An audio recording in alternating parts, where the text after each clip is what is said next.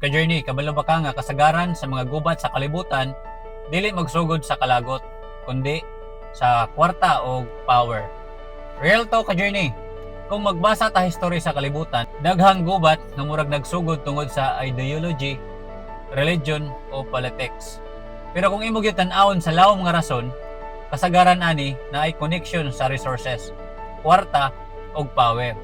Sama sa oil, trade routes, territory o economic influence. Pananglitan sa Middle East, daghan conflicts dito nga nakakonek sa oil o strategic locations nga importante kayo sa world economy. Unang usahay, ang gubat dili lang military conflict, usahay economic chess game na siya sa mga powerful countries. Pero ka-journey, unsa man gyud ang lesson ani para nato nga ordinaryong tao? Simple ra.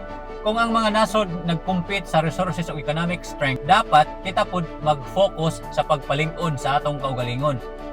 Palig-una ang imong skills, palig-una ang imong financial knowledge, palig-una ang imong mindset.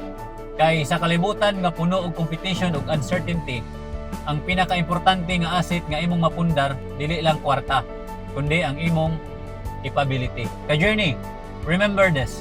In a world where nations compete for power, your greatest power is the ability to improve yourself.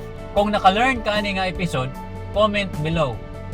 Padayon ta ka-journey. Ato nang hisgutan ang episode 21 diun sa pag-rise sa China sa kalibutan. Ka-journey, ayaw kalimot sa Philippians chapter 4 verse 13.